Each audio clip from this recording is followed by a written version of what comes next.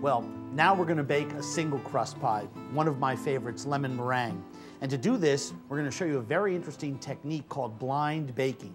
And what this really is a way to pre-cook the bottom crust, and it's called blind because we're gonna use sheets of aluminum foil, heavy-duty foil, and some beans, you can use pie weights if you like, to keep that dough down so it doesn't rise and buckle. If we just put this dough into the oven right now, big parts of it would inflate and buckle and rise all over, and we wouldn't be able to fill our crust. So, as you can see, I've just laid in the simple pastry crust, sealed it into the edges, and just done a nice little crimp job there. And I'm going to take 2 layers of heavy-duty foil, and I'm going to start by just pressing down in the middle. And just like when I laid the dough in, I'm going to hold these edges up and walk with my interior hand to the edges.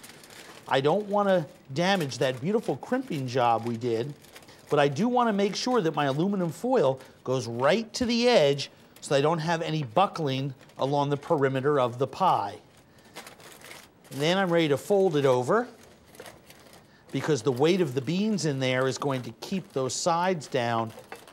And as I do that, and I reveal the interior, you can see the edges of the crust.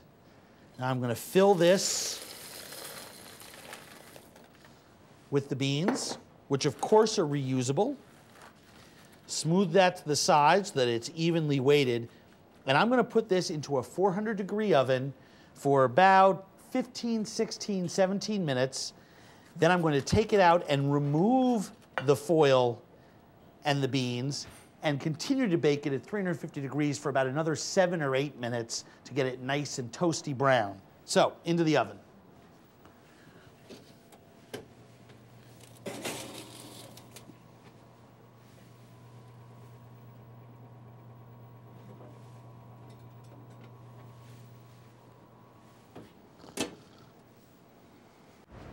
Where would you like these, Andrew? Oh, right there is fine, Jeannie. Thank you. Oh, those are beautiful.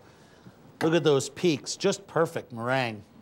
Well, here we have our baked blind, and you can see that the tops of the pie crust right there around the edge are just starting to get a nice burnt hazelnut quality, which is perfect. And down here is still a little light brown. This is absolutely perfectly cooked. So it's going to go back in the oven for another 16, 17 minutes.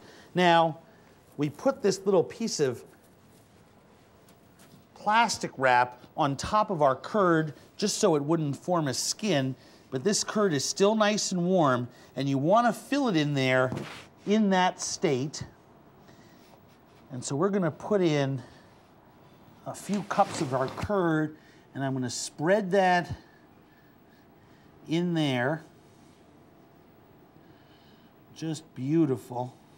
And I want to leave some room for my meringue. I don't want to go all the way to the tippy top with this. This is at a depth of about an inch, inch and a quarter.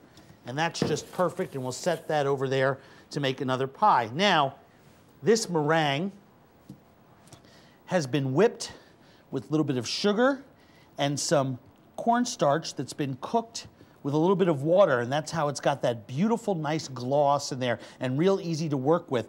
And we're going to bake this meringue, but the key here is to start with a nice mound in the center, as high as you want it, and then come around the edges and come right down over the edges of the pie, which I'm going to do when I smooth this out. And the reason is, when this bakes, it is going to pull away from the crust of this pie.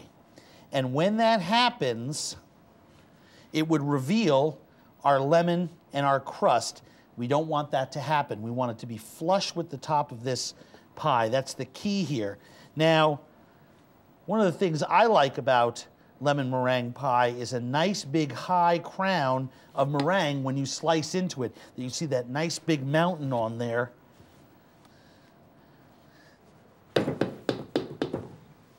All right. And those little mountains and peaks that I'm dragging up there are going to get nice and browned. So I'm going to pull these streaks up to the top. So it has a nice uniform shape. Just pull those last swirls up, and then this goes into the 350-degree oven for 14, 17 minutes till it gets nicely browned. Let me put that in the oven for you, Andrew. Oh, thanks, Jeannie. It looks beautiful. Oh, doesn't it? Lemon meringue pie. Mmm.